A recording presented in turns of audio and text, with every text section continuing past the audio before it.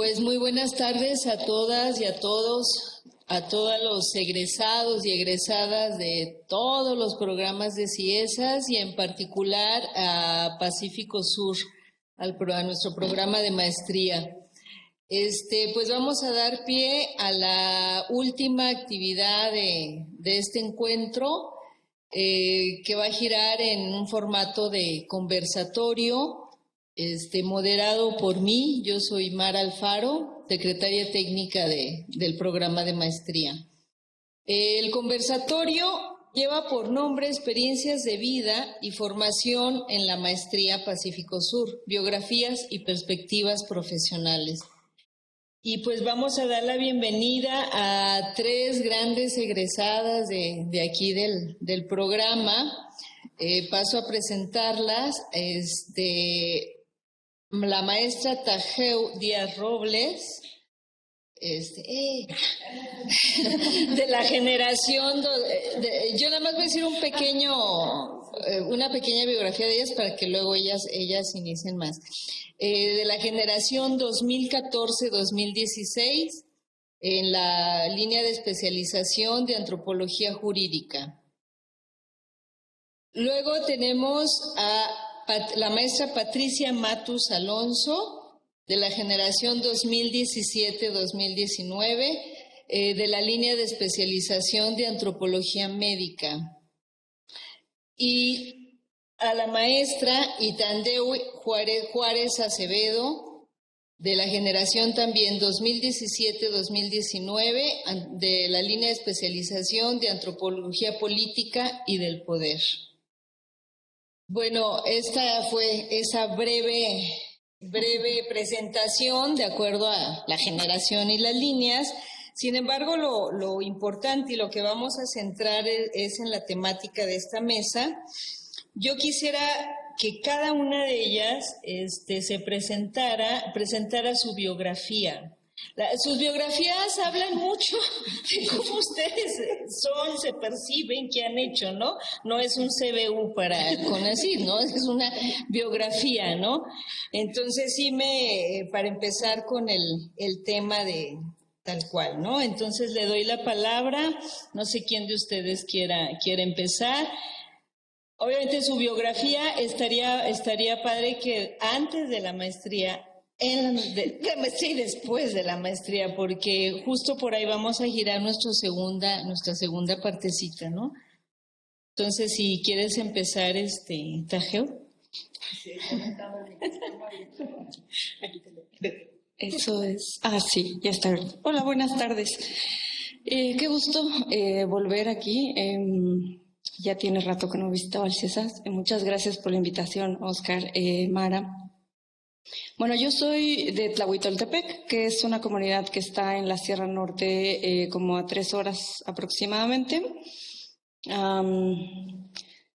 Estudié antes de la maestría Ciencias Políticas y Administración Pública y desde entonces me interesan los gobiernos locales, ¿no? Sobre todo porque mi experiencia de vida me sitúa en una comunidad que tiene un fuerte sistema normativo local, y cuando conocí otras comunidades me sorprendía mucho sobre las diferencias que había, ¿no? Y eso me daba mucha curiosidad, ¿no? Saber cómo era pues sí, por qué era diferente, y por qué yo siempre pensaba que mi pueblo era mejor organizado. Y de ahí algo también relevante, puede ser que yo estudié en Tlahui hasta el bachillerato en un modelo de educación pues comunitario, o sea, una propuesta comunitaria, y eso también nos formó en este interés sobre la comunidad, ¿no? Entonces siempre volvíamos como a hacer investigación, o desde el bachillerato hacíamos investigación sobre la organización, sobre la justicia, sobre la salud, sobre el territorio, y de alguna manera eso influyó mucho en mi experiencia en la universidad, De la universidad a entrar a la maestría pasaron 8 años, más o menos. Entonces no fue consecutivo, o sea, no hice la maestría inmediatamente, y eso me parece que también para mí fue importante porque ya tenía como cierta experiencia en algunas actividades, aunque laboralmente no me concentré en hacer trabajo ni de investigación, ni en gobiernos locales, ni en administración pública, sino que más bien empecé a trabajar en cosas que podrían delimitarse en lo que llaman la gestión cultural, ¿no?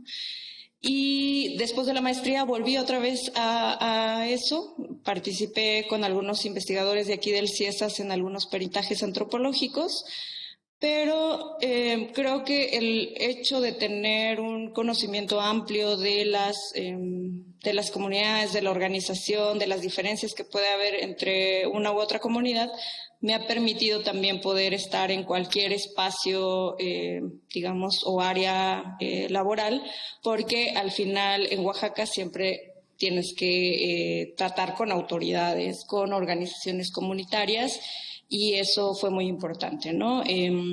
Entonces, de alguna manera siempre estoy ejercitando pues esta curiosidad o este músculo de investigación que se desarrolla muy bien aquí en el CIESAS. Tageo, pero ¿y actualmente? ¿De una vez? Va. Actualmente estoy trabajando en la Biblioteca de Investigación Juan de Córdoba, que está en el centro de la ciudad de Oaxaca. Es una biblioteca especializada en pueblos indígenas, en lenguas y pueblos indígenas. Tiene un acervo, pues yo creo que ya bastante consolidado en esas áreas, y es una biblioteca gestionada desde una institución privada, pero abierta al público. Y específicamente yo trabajo en un proyecto en un proyecto de tecnología, educación y lenguas indígenas. Y esto es que estamos probando, o bueno, estuvimos probando porque ya se acerca el cierre del proyecto, un sistema operativo que viene precargado, como no sé si aquí habrá quien le haya tocado Encarta, pero bueno, es algo similar como lo que era Encarta, que viene precargado y está, digamos, pensado para comunidades donde no hay mucha conectividad. Y la parte, y por eso está este proyecto en la biblioteca, que le interesaba a la biblioteca era el desarrollo de contenido digital en lenguas indígenas, y es lo que yo he hecho mucho en los últimos 10 años aproximadamente. Entonces se donan estas computadoras con este sistema operativo, y al tiempo en que se generan procesos o se apoyan procesos ya preexistentes para la generación de contenido digital, y también hacemos capacitación para creación de nuevo contenido, ¿no? Que normalmente no se ve. Entonces estoy trabajando en ese proyecto, digamos, como en mi trabajo remunerado.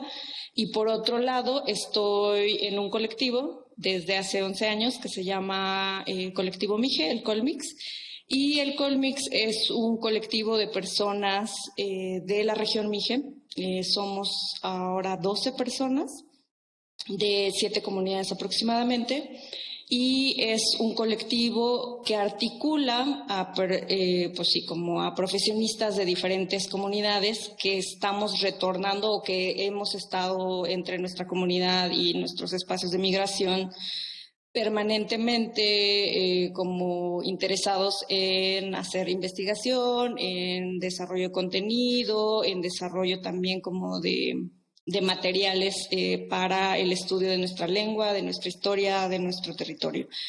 Entonces, somos como de perfiles muy diversos: biólogos, lingüistas, educadores, diseñadores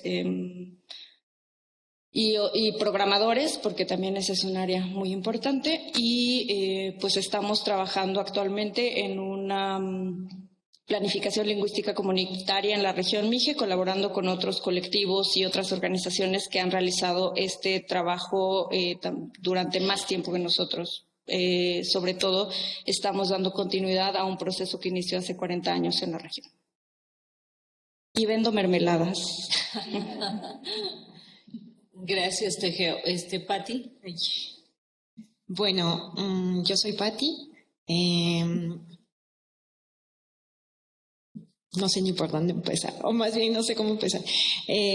Soy originaria de Juchitán, de Zaragoza, Oaxaca, pero crecí en la costa, que es la zona donde viven mi papá y mi mamá. Pues ellos son maestros normalistas. Parece que esto no tiene nada que ver, pero luego verán que sí. Vine a Oaxaca porque en Pochutla mis papás estaban trabajando como maestros normalistas y no había una preparatoria consolidada, entonces tuve que emigrar de Pochutla a la ciudad de Oaxaca y pues llegué a vivir aquí sola, un poco apoyándome de otras vecinas que habían venido de Pochutla también. Y bueno, ingresé a una preparatoria aquí en la ciudad. Y después estudié la licenciatura en nutrición.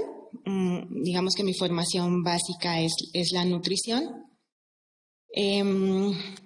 Durante mi estancia en nutrición, como que atravesé algunas experiencias que tuvieron que ver en muchos casos con situaciones emocionales, ¿no? Que yo en ese momento no entendía. Y luego me di cuenta hasta este momento que esas situaciones tenían que ver con mi trayectoria como migrante, ¿no? O sea, como que había salido de mi comunidad y que había llegado muy sola, muy pequeña a vivir sola. Eso fue a los 14 años y bueno, o sea, un poco viviendo en modo supervivencia, pues atravesé la licenciatura en nutrición. Y cuando llegaba al final de carrera, pues me interesaron mucho todos los temas relacionados a la salud pública. Como que me orientaba más a el trabajo en comunidades, al diseño de procesos de educación nutricional, que a la consulta, ¿no? Que a la interacción cara a cara. Entonces, bueno, así fue como llegué al CIESAS cuando terminé la licenciatura, en esta búsqueda de querer ejercer la nutrición desde otro lugar al que mi universidad en ese momento no estaba acostumbrada, ¿no? O sea, como que en Oaxaca la nutrición está muy enfocada a lo clínico y no hay ninguna reflexión más allá de la interacción entre médico-paciente, que bueno, ya aquí en el CIESAS aprendí que eso tiene mucho que ver con el mismo sistema médico hegemónico, ¿no? Entonces, bueno, llegué al CIESAS en esa búsqueda, al mismo tiempo en que me había acercado a otros espacios en Oaxaca, donde se discutía mucho sobre el feminismo en Oaxaca, ¿no? Que fue de hecho donde conocí a Ita también, en la Escuela para la Libertad de las Mujeres, en la Feria del Libro Feminista y bueno, otros espacios que eran más bien autogestivos, pero que eran de bastante disfrute y que sin querer queriendo me estaban acercando como a este modo de hacer nutrición o de hacer desde otro lugar. Y bueno, ya cuando llegué al CIESAS, con todas esas ganas de hacer las cosas de otra manera, quizás, un poco utópico también, pues entré a la línea de antropología médica y conocí que desde mi disciplina, que es la nutrición, se ejercían formas de discriminación hacia las mujeres, que ahora esta forma de discriminación se llama gordofobia, y que, bueno, esto afectaba a mujeres de múltiples maneras, porque pues es muy duro, ¿no? Es como cualquier violencia, pero tiene la característica de que es invisibilizada y normalizada porque no es una violencia como frontal, como otros tipos de violencia que nos es mucho más fácil nombrar. Entonces, bueno, mi tesis de maestría trata sobre eso, sobre la experiencia de la gordura en un grupo de mujeres de Juchitán, porque, bueno, me interesó como regresar también al lugar donde nací, que al final de cuentas siempre, a pesar de haber crecido en la costa, siempre estuve como en contacto pues con mis abuelas, con mi familia de allá, y notaba que habían ciertas formas de entender la gordura que no siempre se empalmaban con esta experiencia de gordofobia, ¿no? Porque, bueno, existe una representación de las mujeres del Istmo, sobre todo de las mujeres de Juchitán, como mujeres que no les importa ajustarse a un ideal de belleza, ¿no? Y que el ideal de belleza en esa zona es ser una mujer gorda. Entonces, como que al principio me llamaba la atención decir, bueno, esto de la gordofobia no ocurre en todos lados, ¿no? Porque donde yo nací, pues no pasa eso.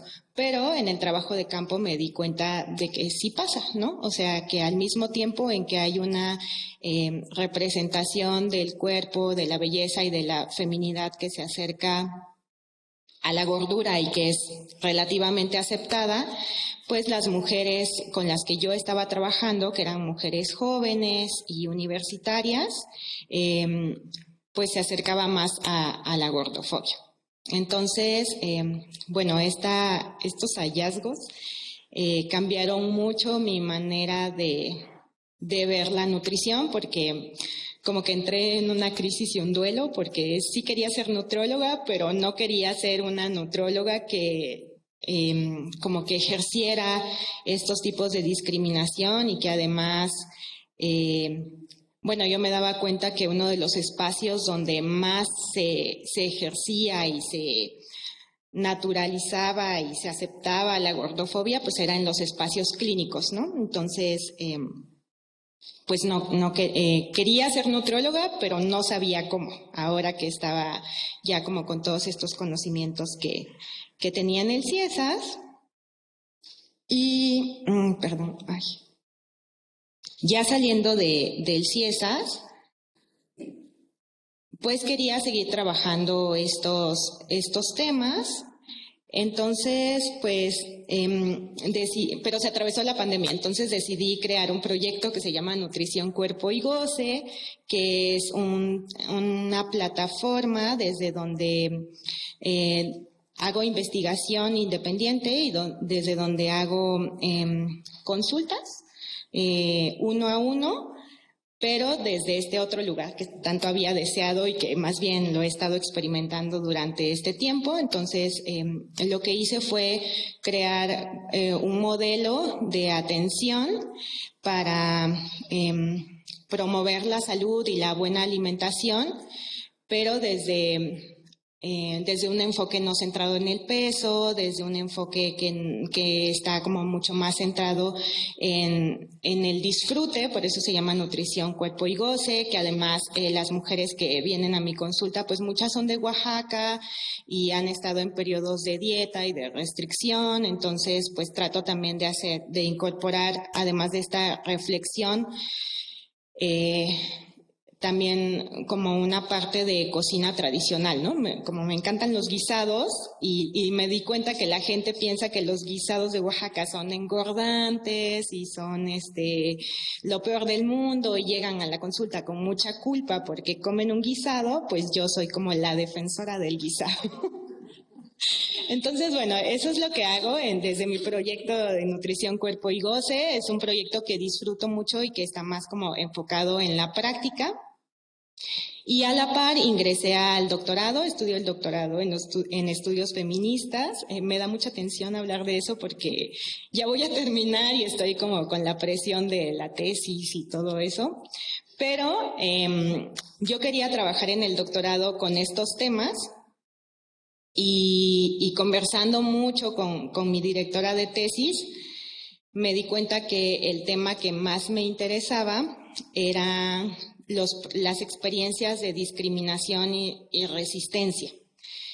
Y ahí es donde se conecta con el inicio de mi historia, porque ahora trabajo con experiencias de vida de mujeres del Istmo que salieron de sus comunidades para estudiar la universidad y que luego regresaron a sus comunidades y que, como Tajeu y como Ita también, pues están como creando cosas para sus propias comunidades, ¿no? Y hablando desde sí mismas y denunciando cosas y a veces también tensionando las dinámicas de la propia comunidad, ¿no? Que no siempre son amables con las experiencias de las mujeres. Y bueno, en eso ando. Muy interesante, gracias, Patti. Vamos a escuchar a Ita. Hola, pues yo estoy bien contenta de poder compartir con ustedes. Siempre creo que es bien difícil intentar como objetivar la experiencia, ¿no? Como condensar la biografía así en, o sea, la pregunta de qué has hecho en tu vida, ¿no? Como qué rutas, qué caminos has transitado. Yo soy la mayor de 3 hermanos. Y justo mis papás también se movieron cuando yo era niña de la Sierra Norte hacia Oaxaca. Yo soy de Santa Catarina Ixtepeji y creo que las rutas migratorias son bien importantes porque trazan nuestra mirada del mundo también. Los temas que nos interesan, a qué le damos importancia, ¿no? Y entonces, bueno, yo ya crecí en Oaxaca porque tuve que estudiar la escuela acá, pero en realidad íbamos cada 8 días al pueblo, ¿no? Entonces era un ir y venir constante y eso marcó mucho mi mirada, justo porque creo que los temas de investigación ahora que trabajo o a lo que me dedico, yo no tendría esta mirada si no tuviera ese contraste, ¿no? Ese ir y venir. Entonces, bueno, ya estando en Oaxaca, lo que yo estudié antes de la maestría fue psicología. Yo me formé en psicología y desde un principio me llamó más la psicología social, como que me hacía más sentido que solo la clínica. Entonces, bueno, ya desde ese momento, desde que yo estudiaba en la universidad, tenía como 18, 19 años, ya tiene más de 10 años acá en Oaxaca, se estaban gestando ciertos colectivos, organizaciones o grupos de mujeres, entonces yo me empecé a vincular con algunos de ellos. Y eso también marcó una gran diferencia porque justo me mostró también otra forma de estar en el mundo, ¿no? Entonces, cuando yo salgo de la universidad, estuve trabajando un tiempo en la Sierra Sur, acá en Valles, y entonces lo que yo observaba, yo iba a trabajar como psicólogo, digamos, ¿no? Pero los temas que más trabajaba en las comunidades eran de mucha violencia contra las mujeres, pero mucha. O sea, yo acabé trabajando y decía, yo no quiero saber de esto que está pasando, ¿no? Porque llegaban y me contaban lo que le hacía el marido, lo que les hacían las mismas autoridades, lo que pasaba a nivel comunitario respecto a las tensiones también con las mujeres. Y eso a mí, pues, al final de cuentas sí me cruzaba porque yo venía también de otra comunidad en la sierra que, aunque es distinta, hay puntos en común, ¿no? Entonces, con esa experiencia fue que entré a la maestría y al principio a mí me interesaba indagar ciertas repercusiones psicosociales de las represiones políticas, ¿no? Sin embargo, yo entré en el 2017 junto con Patti y entramos como en agosto y en septiembre sucedió el temblor así súper fuerte de septiembre, ¿no? Entonces yo me fui como voluntaria al Istmo, como parte de un colectivo de acompañamiento psicosocial, a trabajar allá, sobre todo con infancias y con mujeres, ¿no? A dar acompañamiento a quienes habían vivido esas repercusiones, que se quedaron sin casa, que durante mucho tiempo no tuvieron dónde dormir, dónde comer, no fueron, obviamente como toda la vida cotidiana tal cual se había estructurado se rompe. Pero cuando yo estaba ahí también observaba algo que me llamaba muchísimo la atención. Y era justo que quienes no paraban eran las mujeres. Fueron quienes estuvieron al frente de las cocinas comunitarias, quienes estaban ahí apapachando a las infancias, explicándoles qué había pasado, quienes les tenían que decir por qué ya no había casa, ¿no? Por qué habían muerto algunas personas.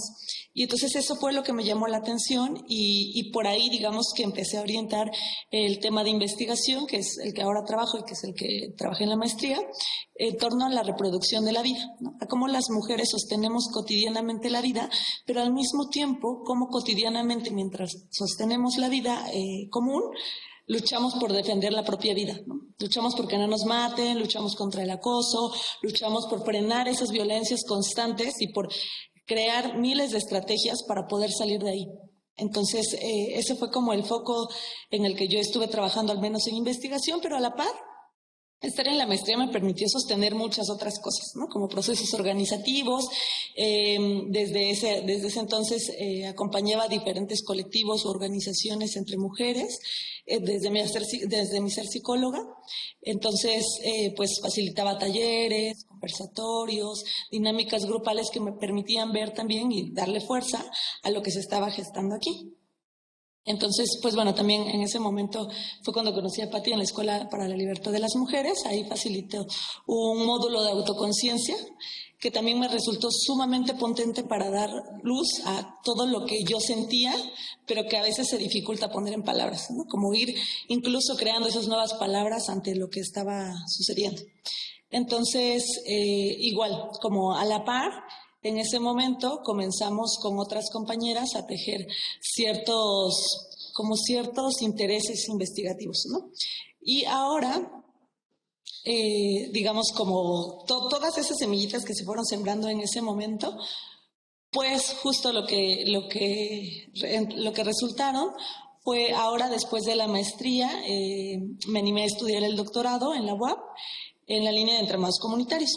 Esa línea me hacía mucho sentido también porque yo lo que quería explicar en ese momento era también darle fuerza a estas luchas que hacemos por sobrevivir, ¿no?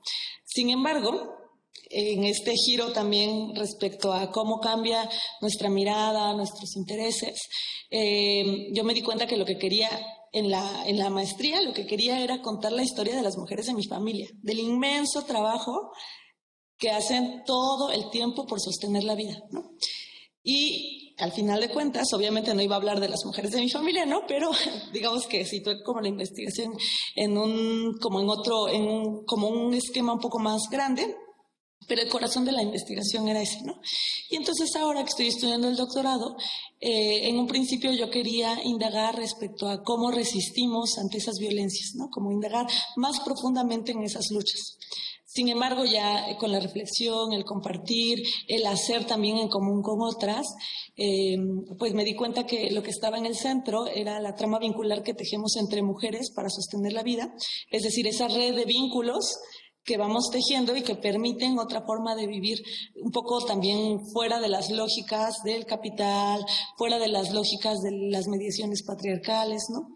Entonces es un juego constante en ese ir y venir. Eso es lo que estoy haciendo ahora y a la par conformamos con otras compañeras.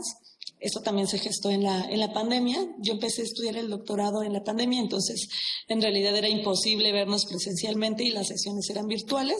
Eso cambió mucho también la forma como de hacer entre varias, ¿no? Era como vernos en los cuadritos, ahí estar como en ese espacio. Y entonces empezamos a ensayar formas para documentar, para indagar en las luchas antipatriarcales, ¿no? Y lo que estamos haciendo ahora también es darle fuerza a eso, a poner en el centro, por un lado, la reproducción de la vida y por otro, las luchas, ¿no? Cómo constantemente disputamos condiciones de posibilidad para hacer la vida posible, vivible, gozosa desde otro lugar, ¿no? Que evidentemente no todo es color rosa, no siempre está en constante tensión con esas estructuras dominantes, pero encontramos una forma también colectiva de hacer esa investigación, que al menos, pues como está estructurado el sistema es bien difícil hacerlo porque nos meten en lógicas muy individualistas, pero ensayar esas formas colectivas de hacer investigación ha sido muy bonito, porque también vas aprendiendo con la otra, se van ensayando lógicas que normalmente no tenemos como tan marcadas, y pues bueno, al mismo tiempo, estudiar con beca CONACYT sí te permite otras cosas en términos de tiempo, ¿no?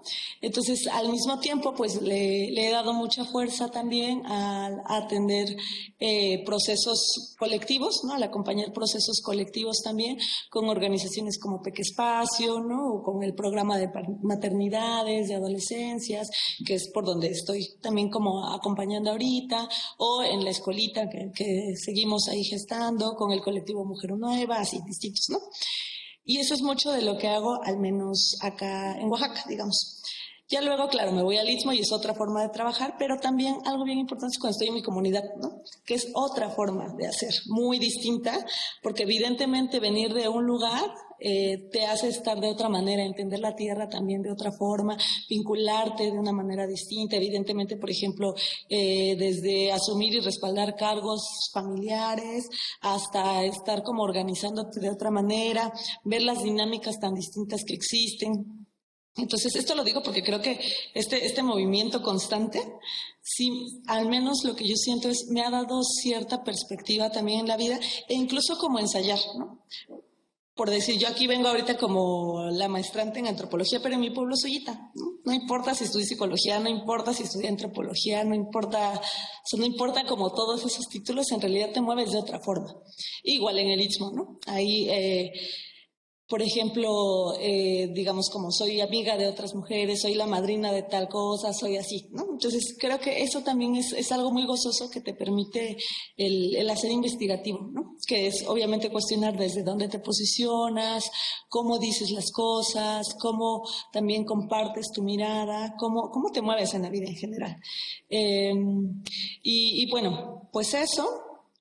Y creo que también algo importante es ver cómo, al menos el estar en la maestría también nutrió como esas curiosidades de continuar. Cuando yo les decía que soy la mayor de 3 hermanos, también algo importante en mi trayectoria vital, pues es que mis papás no estudiaron, ¿no? Entonces, mi papá no acabó la secundaria, mi mamá tampoco acabó, no estudió en la licenciatura ni nada, y eso también fue significativo en mi experiencia al ingresar, por ejemplo, a la maestría, yo sentir como qué implicaba estudiar una maestría, ¿no? O al ingresar al doctorado, cuestionarme qué implica estudiar un doctorado. Y creo que me ha permitido también posicionarme de otra forma en como en la academia, digamos, ¿no? Que yo no la siento así, o sea, yo la siento como, me gusta hacer investigación, que eso también es algo importante, sí me gusta, ¿no? Y que es justo esas otras, como esos gustos, lo que permiten pues que yo continúe en esta línea. Si no me gustara, creo que pues ya hace tiempo lo hubiera dejado, ¿no? Entonces, eso por ahora.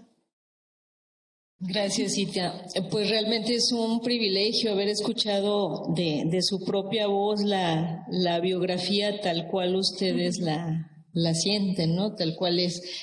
De hecho, algunas de las preguntas dos preguntas que elaboré para este conversatorio giraban mucho en torno a algunas cosas que ya han comentado. Por ejemplo, el cómo han incorporado todo su conocimiento, la formación académica que tuvieron en el programa, cómo la han incorporado a su práctica profesional y también a su vida, como lo acaban de decir las tres. Como lo dijeron ya de manera muy general, valdría la pena como reflexionar un poco en qué aspectos realmente sienten que incorporaron de esta formación a lo que ahora a lo que han hecho y a lo que ahora están haciendo y están muy contentas haciendo, pues, ¿qué elementos son esos, no? Nos vamos con esta pregunta y ahorita pasamos a otra. A ver, ¿qué elementos? Lo primero que se me ocurre creo que mi estancia en la maestría, bueno, para empezar yo venía de psicología, ¿no? Entonces como que era una cosa rara, ¿no? La antropología, yo no tenía mucha idea exactamente de qué se trataba la antropología. Entonces yo recuerdo que el primer cuatrimestre, o sea, para mí fue difícil, ¿no? Conocer autores así sumamente desconocidos, pero además lo que a mí me hacía mucho ruido es que la mayoría eran hombres, o sea, así como, pues sí, en la mayoría de lecturas, de textos, en los seminarios leíamos a hombres y hombres blancos, ¿no? Ya, bueno, con el paso del tiempo sí revisamos otros, pero a mí eso también me hace mucho ruido. Y creo que una de las cosas que me dejó mi transitar en la maestría fue como esa mirada crítica respecto a, pues desde preguntarnos teóricamente quiénes leemos, pero también cómo hacemos. También, y eso creo que es importante destacarlo, mi estancia en la maestría pues evidentemente estuvo muy marcada por mi asesora de tesis, ¿no? No era sola, o sea, claro, el primer año era como los cursos generales, pero luego con quien trabajé también marcó una mega diferencia, porque también yo veía compañeras cuyas experiencias eran radicalmente distintas a la mía, ¿no? Y eso también es importante nombrarlo. No todas las experiencias, al menos en mi generación, eran iguales. Yo trabajé con Ale y siento que con ella también tuve como esto que se habla del rigor académico, pero de un rigor académico amoroso, ¿no? No de explotación y de tener que estar todo el tiempo así 24/7 trabajando y estando solamente con eso y no salir, ¿no? Y una de las cosas que yo agradezco también de estar en la maestría fue trabajar con ella, ¿no? Yo siento que aprendí a hacer investigación, pues justo como siguiendo estas pautas académicas rigurosas, pero que la academia no nos cueste la vida, creo que es algo sumamente importante, ¿no? O sea, la academia y la investigación no somos nosotras la investigación, no somos la tesis que escribimos, hacemos un montón de cosas, ¿no? Sostenemos muchos procesos. Y creo que tener esa conciencia también te permite habitar la investigación desde otro lugar, ¿no? Permitirte también seguir tus ritmos, darte cuenta en qué momentos la escritura fluye, en cuáles no. Y creo que esa es otra de las cosas importantes. La maestría a mí me permitió también conectar con este proceso de escritura que para mí es muy placentero, ¿no? Y que en realidad había hecho de otras maneras, pero escribir en clave, digamos, como para documentar las luchas desde la investigación, para mí tuvo mucho sentido. Y se vincula mucho con lo que nosotras venimos haciendo en el espacio de investigación feminista que les contaba respecto a rastrear el deseo de la investigación, rastrear el corazón, qué queremos decir y por qué además lo queremos decir, por qué nos llamó la atención, por qué trabajamos ciertos temas y no otros, que no es casualidad, ¿no? ¿Por qué eso es lo que pues nos hace latir el corazón, ¿no? Porque a eso le queremos dar fuerza y dedicar 2 años o 4 años de nuestra vida a darles vueltas y vueltas y vueltas en la cabeza, porque si no está ese deseo también y en realidad está desconectado de las realidades, de las vidas que tenemos, difícilmente se vuelve este proceso como con sentido gozoso, ¿no? Y que también no es gozoso todo el tiempo, evidentemente hay fechas de entrega y ustedes, por ejemplo, ahora que están a lo mejor en los cuatrimestres escolarizados, es ensayos y trabajos y tal, evidentemente eso a veces llega a pesar, pero muchas veces también tiene un sentido, ¿no? Entonces, creo que esa es otra de las pautas que yo encontré en la maestría, ¿no? La maestría al menos a mí me permitía también, les decía, habitar otros lugares, ¿no? No estar en un solo espacio, regresar a otros espacios con otras personas, conversar, encontrar también formas de hacer otras que para mí tenían más sentido, ¿no? Es decir, conversar, a lo mejor hacer talleres y no solamente ir como a extraer información y ya luego nunca volver, ¿no? Sino creo que lo que es importante ver es que lo que está en el centro es el vínculo con esas personas. En general, con quienes nos relacionamos, con quienes trabajamos, con quienes conversamos y al menos los debates que en ese momento teníamos en la maestría, al menos en la línea de investigación en la que yo estaba, dejaba ver eso, ¿no? Lo que está en el centro es ese vínculo con otras personas y entonces cuestionarnos cómo vamos a hacer con otras personas, cómo nos vamos a escuchar entre diversas y diferentes muchas veces, porque evidentemente podemos no estar de acuerdo.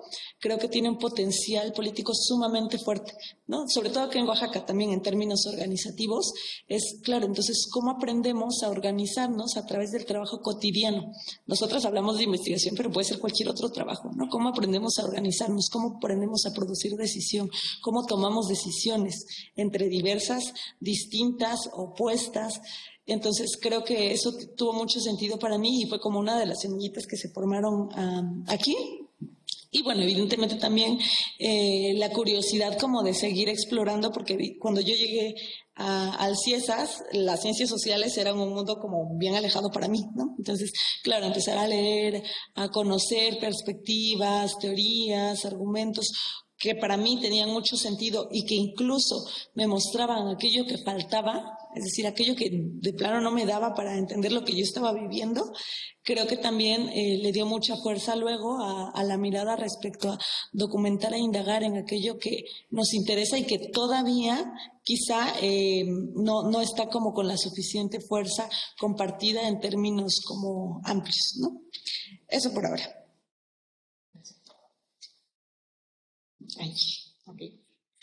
Bueno, coincido mucho con Nita. En primer lugar, pues Reconozco el privilegio de estudiar la maestría en Ciesas y con una beca. Creo que eso es algo de lo que no siempre se habla, pero siempre pienso que para mujeres como yo, estudiar la maestría, pues habría sido súper difícil, ¿no? O sea, como que quizás no habría podido, ¿no? O sea, como vengo de una familia mis papás son maestros normalistas, entonces valoramos mucho la educación, pero siempre pensamos en los posgrados como, wow, como un privilegio. Entonces, lo primero que quiero decir es eso, ¿no? Como el CIESAS como este espacio, por ser un centro de investigación que tiene que ver con CONACYT, pues como abre, y que bueno, está situado en Oaxaca, porque es el CIESAS Pacífico Sur, que abre la posibilidad de que personas de distintas comunidades, con distintas historias, podamos acceder a la educación, a una educación yo la considero como de super calidad, acceder a un título que además te abre diversas puertas, pues para mí ese ha sido pues un privilegio que definitivamente sí marcó un antes y un después en mi trayectoria. Entonces, bueno, eso es lo primero. Creo que aquí en Ciesas aprendí desde cosas muy básicas como a ejercitar el músculo del pensamiento crítico, como leer las lecturas desde su contexto, porque eso es algo que pues se me olvidaba, ¿no? O sea, como que yo leía, pero no veía qué estaba pasando en el momento en que se escribió ese texto, quién lo escribió, desde dónde lo escribió. Entonces, bueno, esas cosas fueron importantes para mí y por supuesto que tuvieron una gran influencia en mi escritura, porque también aquí aprendí que es importante hablar desde la propia voz también, que nuestras propias historias son valiosas y también sí, que nuestras historias, nuestras voces valen mucho, que quizás en otros espacios de conocimiento esas historias pues no aportan a la ciencia, pero aquí aprendí que sí, ¿no? Y bueno, al final de cuentas, pues siempre he trabajado con experiencias de mujeres, entonces, pues para mí, yo no sé hacer ciencia de otra manera que no sea pensando en conjunto y en el campo, ¿no? Y creo que eso es algo que aprendí aquí. Otra cosa que es súper importante y que tiene que ver con lo que decía Ita es cuestionar mucho y eso se vuelve un dolor de cabeza y algo que causa mucha tensión.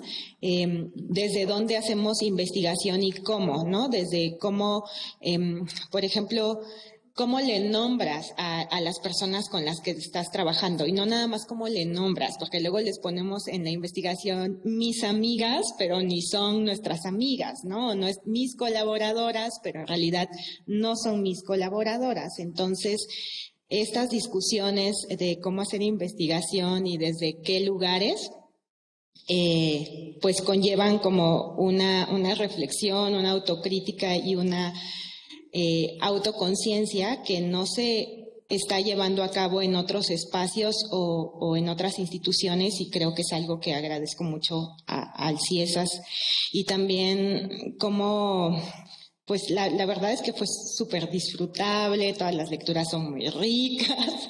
Entonces, para mí el CIESAS es un espacio de aprendizaje gozoso y disfrútenlo mucho porque no existe en todos lados, ¿eh? Yo pensé que así era en todos lados, pero no. Entonces, pues ya, siempre agradecida con CIESAS por eso. Yo no estoy... no es cierto. Bueno, creo que hay muchas coincidencias, pero algo que ya mencionaron, pero que me gustaría puntualizar y que fue de las cosas más importantes que me pasaron en la maestría fue las amigas que todavía conservo, que conocí aquí. Y en esa generación la línea de políticas éramos puras mujeres. Y era maravilloso, porque los diálogos, los debates, era un espacio seguro para nosotras, y el hecho de la diversidad de ese grupo potenciaba mucho el trabajo de todas las demás. Entonces, son varias de las compañeras en ese momento, son todavía ahora amigas mías. Algunas siguieron en la academia, otras no. Y eso a mí, si algo voy a agradecer siempre de este espacio, son las amistades que me llevé. Con mis compañeras, pero también con personas que estuvieron en ese momento. Y yo creo que ahorita que mencionaba Italia y todo esto que ya mencionaban de ser más críticas, me gustaría resaltar que Alejandra promovió mucho que pudiéramos tener acceso a el pensamiento de otras mujeres indígenas de otros países. Entonces tuvimos ahora a Gladys, a Silvia Rivera, o sea, como una diversidad que no solo fue en textos, sino que incluso hizo posible que las conociéramos y que pudiéramos tener diálogos con ellas. Y son personas que hasta ahorita nutren nuestro trabajo colectivo, en el Colmix, pero también en nuestra vida cotidiana, y entonces eso me parece como muy relevante. Algo que no mencioné o tal vez no fui muy explícita es que yo investigué una comunidad zapoteca, el sistema normativo de una comunidad zapoteca, que en ese momento era bastante, bueno, sigue siendo famosa, pero en ese momento era muy, muy relevante porque es la comunidad de una política zapoteca que se llama Efrosina Cruz, y que mucho de lo que ahorita está pasando en cuestiones de paridad en la cuestión electoral, que les va a tocar a ustedes todo este periodo electoral que ya empezó y el próximo año, tiene que ver en parte con algo que se gestó simbólicamente con ella, ¿no? Entonces se hablaba mucho de ella, pero como que no se conocía más allá de lo que ella misma decía de su comunidad, y a mí me interesaba mucho pues, conocer de dónde venía, cómo se organizaba la comunidad, y contrastar, ir a investigar una comunidad como viniendo o siendo yo de Tlahui, que es una comunidad bastante etnografiada. O sea, mi experiencia escolar también ha sido etnografiada, por ejemplo, y eso me hizo como tratar de tener mucho cuidado en cómo me acerqué a esa comunidad, ¿no? No sé si lo logré, pero creo que sí traté de ser más cuidadosa de lo que tal vez hubiera sido si no viniera de esta experiencia. Entonces, aquí me dieron bastantes elementos para hacer eso, y también coincidió con que estaba incorporándose el doctor Víctor Leonel, que es uno de los especialistas en sistemas normativos en Oaxaca. Estaba también la posibilidad de poder tener investigadores, asesores externos. David Recondo también es uno de los especialistas. Desafortunadamente, por el asunto de los títulos y eso, pues no podía tener algunas mujeres que yo considero que también son muy importantes en la investigación de sistemas normativos. Pero en este caso pude trabajar con las personas más especialistas del tema que a mí me interesaba, y eso para mí fue importante. Pero también como en un sentido de aprendizaje, me hizo darme cuenta que la academia no me gusta. Y entonces por eso no seguí estudiando un doctorado, que era como lo que nos sugerían. Bueno, ahora pueden aplicar al doctorado en la UAP o en la UAM o algo. Y en ese momento de verdad que yo decía, quiero tomar distancia de la academia porque creo que es posible plantear investigación. Y afortunadamente estaba yo ya en este proceso del colectivo del Colmix, donde ya nos habíamos planteado previamente que queríamos que eso fuera un espacio de investigación-acción, de la comunidad y que no solo fuera ponerse a pensar, no porque eso no sea importante, o sea, pero no queríamos solo investigar por investigar, sino que realmente esas investigaciones se concretaran en algo. Entonces, no sé, un ejemplo muy concreto es que ahorita que estamos trabajando con investigación lingüística, lo que normalmente hacen los lingüistas, bueno, espero que Oscar no haga eso, pero es hacer investigación y recopilan datos y los almacenan, no sé, entre lo que sistematizan y entre que consiguen financiamiento para muchas cosas, y en 10 años esos datos no se ven en la comunidad, ¿no? En la comunidad de hablantes. Entonces, si pensamos en lenguas que están en riesgo, eso sería muy importante, ¿no? O sea, que haya una devolución inmediata, porque luego el pretexto es que no le van a entender, es que es muy técnico, es que es muy no sé qué, pero no nos dan la oportunidad de experimentar. O sea, si realmente es técnico o no, pues vamos a enfrentarnos nosotros y tal vez vamos a decirle al investigador, a la investigadora ¿sabes qué? Si no le entiendo, aquí ayúdame. Pero mientras no tengamos esa oportunidad, pues no vamos a saber más allá. Entonces, algo que estamos tratando de llevar a la práctica es eso, que si estamos trabajando una lengua mije de otra comunidad que no es la nuestra, estar permanentemente en contacto con las autoridades, con las maestras, con las personas activistas de estas comunidades para tener siempre disponibles esos datos que estamos trabajando en conjunto. Entonces, no es solamente como esta idea de la investigación militante o de la investigación participante, o sea, como de todo eso que aquí se escucha bien y que se lee bonito, pero que realmente cuando decidí que no me interesaba como hacer esto de la academia, aunque sí es muy atractivo esto de decir voy a hacer un doctorado, voy a tener una beca y eso me va a dar tiempo para hacer estas otras cosas, me di cuenta que no me iba a dar la libertad porque al final tenía que cumplir con ciertos protocolos y cuando uno elige entrar a una maestría, pues está consciente de eso, ¿no? Que tienes que entregar ensayos, que te tienes que titular con una tesis, con ciertos requerimientos y al momento en que tú te metes ahí, pues ya sabes que es así. Aunque las instituciones cambien, tampoco somos ingenuos como para pensar que mi generación la va a cambiar, ¿no? Entonces, creo que el CIESAS es un muy buen ejemplo de eso. O sea, CIESAS surgió como la institución indigenista que iba y estudiaba a los pueblos indígenas y como pues toda la historia que tiene, ¿no? Y yo creo que ahorita la generación de las investigadoras, los investigadores que están en CIESAS están haciendo un trabajo muy diferente del que sus iniciadores. Entonces creo que eso es importante. Y yo creo que las personas que ya mencionaron, pues justamente son muy valiosas, pero que también en ese sentido, pues justo este pensamiento crítico me mostró que no era la vía. Y no sé, o sea, igual en 3, 4 años voy a pensar que siempre no y que quiero hacer un doctorado, pero por lo pronto estamos apostándole como a hacer espacios de investigación no institucionalizada, a hacer cuestionamientos hacia la academia, pues como más para motivar, más que solo cuestionar por cuestionar, también para motivar otras prácticas.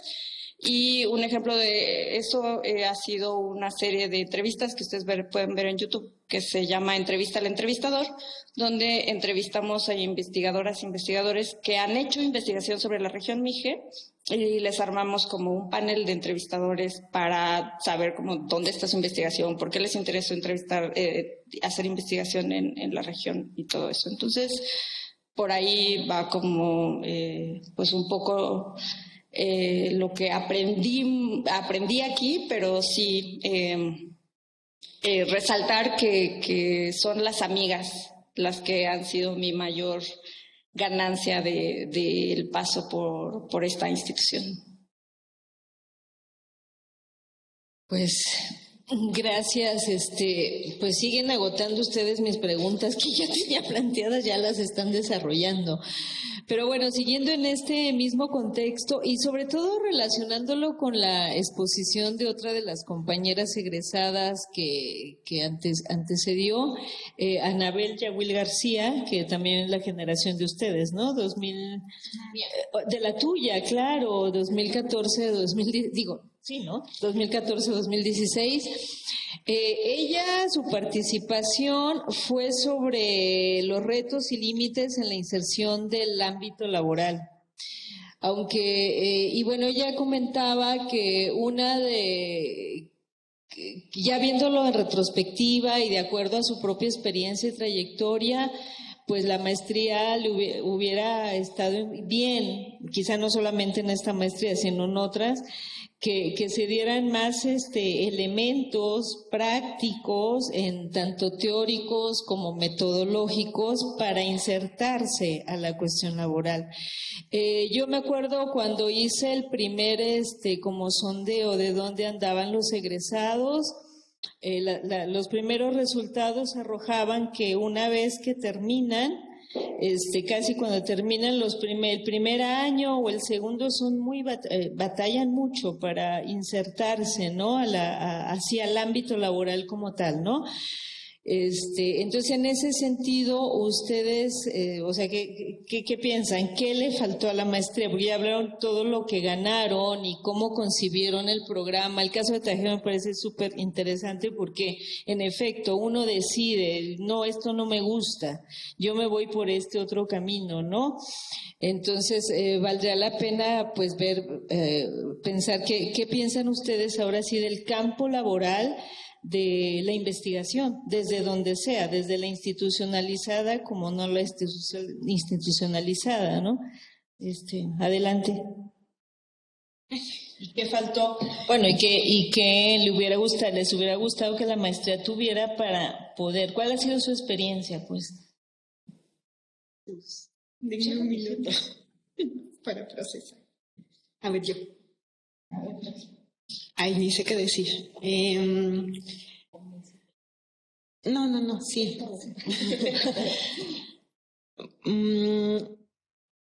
Bueno, yo sí me reconozco en las dificultades de pasar de la investigación en una institución al mundo laboral, ¿no? O sea, definitivamente. En mi caso, pues yo he tenido que como que generar varias líneas de acción para poder insertarme a ese mundo laboral. Y lo que agradezco mucho es que es mi formación básica, porque al final mi formación básica está muy enfocada en hacer, ¿no? En practicar. Y como les contaba al inicio, ahora tengo como esta plataforma que es muy activa, que se llama Nutrición, Cuerpo y Goce, desde donde yo desarrollo estos procesos de educación nutricional, pero es algo independiente, o sea, es algo que creé también ante la necesidad de tener un trabajo, ¿no? O sea, porque finalmente, pues, tenemos que sostenernos de algo concreto. Entonces, pues sí, creo que actualmente el mundo laboral en general está en crisis y que el mundo laboral enfocado en la academia, pues mucho más. Entonces, yo ahora que estoy como en este proyecto que es más personal y más independiente, a veces digo, ¡ay! No manches, perdí tiempo todos estos 2 años, todos estos años, ya no son 2, ya son más. Y eso pues es la otra cara de la moneda que luego no se habla, ¿no? O sea, como que, porque pues al final de cuentas las personas que están contratando me dicen, ajá, sí, sabes, piensas críticamente, sabes hacer ensayos, pero a ver, ¿qué sabes hacer, no? O sea, como ya en la práctica. Entonces, bueno, yo en mi caso pues lo he resuelto con esta parte de como los proyectos independientes, los proyectos con amigas, de tejer redes, Por supuesto que me gustaría continuar en la academia, pero me estoy dando cuenta que pues también es difícil y es duro, o sea, como enfrentarse a la realidad laboral. Y, por ejemplo, me encanta la docencia. Ahora soy docente en la escuela donde estudié y doy la clase de antropología de la alimentación, ¿no? Eso me gusta mucho, pero la verdad es que la docencia pues tampoco es que sea súper valorada, ¿no? Entonces, sí, o sea, no tengo nada más que decir porque no tengo una respuesta como tal, pero que sí debemos o mi recomendación más bien es no estar como solo en la academia, ¿no? Sino también tejer redes por otros lugares, que al final esos otros lugares son los que te ayudan a crear este puente entre pensar y hacer, porque en este momento lo que se necesita mucho es hacer, ¿no? Entonces, sí, eso más bien como aplicarse en ese sentido.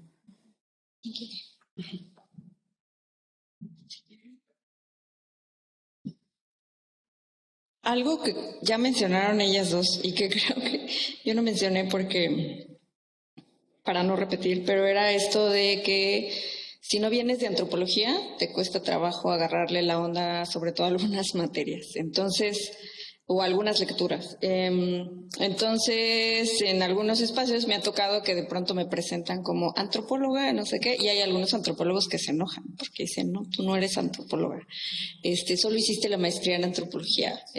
Y por lo menos, bueno, digo, yo respeto como todo eso, porque creo que tal vez algo que podría ayudar a las que no venimos de antropología es como un curso introductorio o algo así, aunque les pondría más peso tal vez a sus actividades, pero bueno, no sé cómo podría ser, porque creo que es muy valioso cuando por lo menos de las que estábamos en esa generación, de las 9 en la línea, creo que la mitad sí eran antropólogas y la otra mitad no.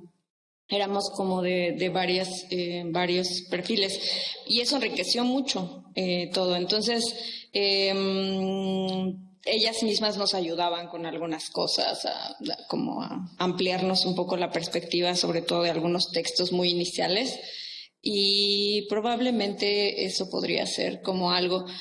Pero ciertamente para insertarte en lo laboral, o sea, inmediatamente después de la maestría, creo que lo primero que yo hice fueron los peritajes, que justo habían contratado a algunos investigadores del CIESAS para hacer esos peritajes antropológicos, y entonces me invitaron a colaborar en un par, y eso fue como lo primero, y ahí también fue cuando pensé de no, creo que si como trabajo es esto, no quiero seguirle por ahí, ¿no? Entonces, luego me dieron un cargo en mi pueblo y pues no tuve que buscar otro trabajo porque iba a tener un trabajo gratuito un año en mi comunidad. Y ya después de eso entré a trabajar al proyecto en el que estoy. Entonces realmente creo que no puedo tener elementos muy específicos o muy puntuales para decir cuál sería como la experiencia, porque había de alguna forma, por el tema, por el tipo de trabajo, como algunas opciones.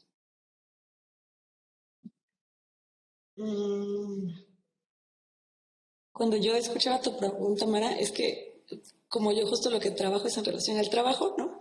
Creo que hay miles de ámbitos laborales y estamos hablando del ámbito laboral remunerado, ¿no?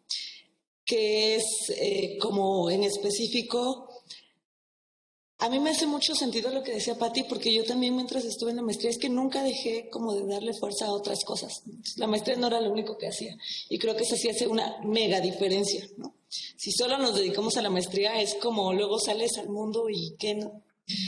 Entonces, mientras yo estaba en la maestría, le daba mucha más fuerza, les decía, como a esos otros procesos organizativos, a mi propia formación también como psicóloga, en términos como de acompañamiento terapéutico, que es lo que ahora hago y que sé que saliendo del doctorado, o sea, en realidad eso es lo que voy a seguir haciendo, pero me doy cuenta que la maestría también me dota de un montón de herramientas y que creo que eso también es como una de las bondades de la antropología, ¿no? Que no es como solamente te especializas en esto, ¿no? Sino que te permite como tejer con las otras cosas que haces. Y en ese sentido, creo que también, ahora me doy cuenta, ¿no? Lo otro importante es hacer investigación fuera de la academia, lo que decía Tajeo, ¿no? La investigación no solo se hace dentro de la academia, porque también la academia, el CIESAS, hablando concretamente, es un espacio de disputa permanente respecto a cómo se hace, porque claro, yo conozco a amigas que han estado aquí como estudiantes o trabajando acá y salen quemadísimas, ¿no? O sea, en realidad es un espacio de mucha explotación. Y en ese sentido creo que hay que cuestionar también el cómo se hace, incluso cómo se exige y por qué normalizamos tanta explotación que luego terminamos reproduciendo, ¿no? Me parece que eso es importante ponerlo sobre la mesa. Y en ese sentido, como espacio de disputa permanente, el cómo hacemos investigación, creo que algo que incluso podría ensayarse es hacer de otras formas. Claro, sabemos que al final nos titulamos por la tesis, pero la investigación no es solamente un texto escrito, que es lo que nosotras dentro de este espacio de investigación que les contaba estamos haciendo, ¿no? Claro, se pueden producir videos, se pueden hacer conversatorios, se pueden hacer fanzines, se pueden hacer podcasts. Hay muchas formas en las que se puede materializar la investigación, que claro, implica salir de estas lógicas y evidentemente de las lógicas que te permiten o que te dan una retribución económica además, ¿no? Porque normalmente quienes te retribuyen es como, entrega este texto de 200 cuartillas, ¿no? Nada, ¿quién lo va a leer luego, no? Entonces, en ese sentido, creo que habría que cuestionar eso, ponerlo sobre la mesa de qué otras formas podemos disputar este espacio y de qué otras formas hacemos, ¿no? En la UAP, por ejemplo, incluso lo que estamos haciendo es justo mostrar el componente patriarcal de la academia, ¿no? Aquí también lo hay, por supuesto, y podemos mostrar muchos ejemplos seguramente, ¿no? Entonces también darle fuerza ahí, analizar incluso el mismo CIESAS, ¿no? Analizar cómo está funcionando, a qué costo, pues, ¿no? Como el meme, sí, pero a qué costo, ¿no? Ver los costos incluso corporales que cada quien tiene, ¿no? Entonces, me parece que eso no se puede perder de vista, porque claro, ya luego hablando justo de este ámbito laboral remunerado, a mí me parece que también este pensar y este hacer no van como separados, sino que sí se pueden tejer, pero que ensayar esas otras formas de hacer nos permiten ya luego tener más herramientas. Y claro, les digo, yo hablo como desde mi experiencia, no solamente dedicándome a la maestría, ¿no? Sino dándole fuerza a otras cosas, porque también no sentía que era lo único que me gustaría hacer, o sea, tampoco me gustaría dedicar solo 2 años a mi vida a haber hecho una tesis, ¿no? Claro, o sea, hacía muchas otras cosas fuera y saliendo dejaba de ser la estudiante y pues desde irme de fiesta, hacer cosas con las amigas, generar otros proyectos, nutrir y darle fuerza a otras cosas, ¿no? Me parece que también le da sentido, porque si no luego también pues nada más le das vuelta a lo mismo durante 2 años y sales y ya no le encuentras sentido a lo que hiciste. Y entonces creo, hablando también del ámbito laboral, es que es bien difícil. Yo hablaba con Raquel, ahora trabajo con Raquel Gutiérrez, que es mi directora de tesis, y conversábamos respecto a la dificultad que hay. Por ejemplo, ella decía, se forman tan buenos doctores, maestrantes, doctoras, que luego no tienen qué hacer y se van a la iniciativa privada, en la que, claro, o sea, al final de cuentas para sobrevivir, quien te paga un sueldo es quien estuviste cuestionando todo este tiempo, ¿no? Y es bien difícil también como tomar esas decisiones respecto, híjole, claro, salimos a trabajar y ¿para quién trabajamos, ¿no? ¿O qué hacemos? Y en ese sentido creo que una de las cosas es darle fuerza a nuestros propios proyectos. O sea, como eso, o sea, sí se puede hacer de otra forma, implica un montón de trabajo y un montón de retos, por supuesto, pero sí hay como ciertos caminitos que podemos seguir, ensayar, experimentar, porque al final de cuentas es eso, está en disputa y no está dado. Y no va a estar dado porque evidentemente, o sea, hay muchas razones, ¿no? Pero creo que eso, o sea, salir de esas lógicas también, y creo que, o sea, también salir de la lógica individualista y hacer entre diversas. Creo que también eso es súper importante, al menos en ese sentido de pensarse sosteniéndose laboralmente entre varias, ¿no? Hacer colectivamente creo que también es muy potente. Pues muchas gracias. Yo creo que te vamos a invitar, las vamos a invitar para generar un proceso reflexivo aquí con la nueva generación, que bueno, para quienes no están aquí presencialmente, tenemos a casi los 22 estudiantes de la nueva generación, entonces valdría la pena empezar este ejercicio en horas extras,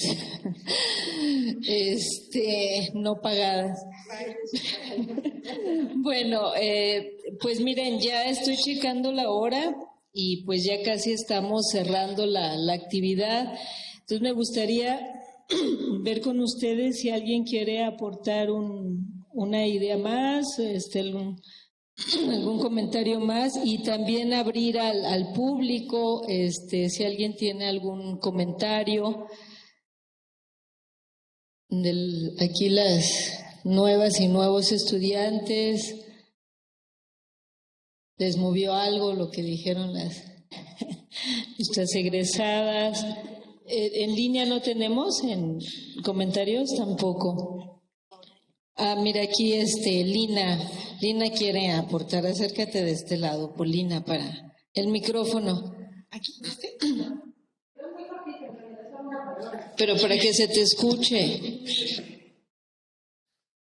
No, simplemente es una sola palabra, es gracias. Muchas gracias por las reflexiones. Estábamos en clase y, bueno, en fin, por eso me incorporé un poco más tarde, pero lo que alcancé a escuchar me parece de una potencia enorme, de una gran reflexividad y de una mirada crítica sobre la propia institución que me parece muy importante en la perspectiva de lo que estamos como intentando hacer, de reconocer ese camino andado, eso que ha sido muy positivo y también aquello que requerimos cambiar a partir de la propia experiencia de usted. Me parece que han colocado temas así como claves en términos de producción de conocimiento, en términos de relaciones sociales, en términos de trabajo, en términos de esta relación academia y otros espacios que las escucho y bueno, espero que puedan justamente abrir como diálogos de cara, ¿no?, a las siguientes generaciones, a lo que estamos haciendo todo el tiempo, porque todo el tiempo estamos intentando ajustar, ¿no?, nuestros programas, nuestras maneras de hacerlo, y esta mirada fresca, pero muy reflexiva, desde nuestras egresadas y egresados es súper útil. Así que solo quería decirles gracias y que qué chido verlas haciendo lo que están haciendo, que son lugares muy importantes pues de enunciación y de construcción y de acción. Entonces siento también como no solo gratitud, sino pues mucho orgullo y mucha alegría de sabernos colegas en este camino. No entiendo por qué no te dicen antropóloga, qué raros, pero bueno. Gracias, Lina. Disciplinario al extremo. Gracias, Lina. Pues yo comparto totalmente lo que dijo Lina y sí, está abierta la invitación. Vamos a ir promoviendo aquí estos espacios reflexivos. ¿Quieren algo más? ¿No? ¿Tú, Oscar? O ya cerramos el evento. De los presentes estudiantes. Sí. Bueno, la actividad propiamente esta del conversatorio, pues me queda más que realmente agradecer infinitamente a estas tres compañeras, que ahora sí yo me siento como la mamá porque las vi desde que entraron y ahora que salieron y ahora que no sé qué. Entonces, y con todos, todos los egresados, realmente lo que aprecio, a todos los estudiantes lo que aprecio es eso. Verles llegar y luego verles salir y luego verles continuar, o sea, y en el ámbito en donde se muevan siempre para mí es muy gratificante. Pues muchas gracias, Ita, Patti y Tajeu. Las quiero tanto que se me olvida el nombre. Bueno, entonces, pues ya con esto doy por terminada esta actividad y la clausura de todo el evento la va a dar aquí Óscar López. Bueno, a manera de cierre, únicamente reiterar el agradecimiento de su participación, de las reflexiones que nos han compartido las colegas y colega egresado de la maestría en Antropología Social, poniendo sobre la mesa reflexiones no solamente que tocan al ámbito académico, sino principalmente las propias biografías que han entretejido y cómo dan cuenta de cómo en el mundo afuera o post programa, post maestría, verdaderamente representa un reto, ¿no? Les agradezco también este hecho porque nos permite mirarnos como programa de maestría, como programa formativo en perspectiva y nos ayuda mucho, como mencionaban Lina y también Mara, nos ayuda a mirarnos como formadores en muchos ámbitos más allá de lo pedagógico, ¿no? En el ámbito personal, biográfico, y bueno, permite seguir entendiendo nuestra incidencia en la sociedad, en nuestras sociedades, donde finalmente pretendemos tener eso, incidencia. Y bueno, muchas gracias y buenas tardes.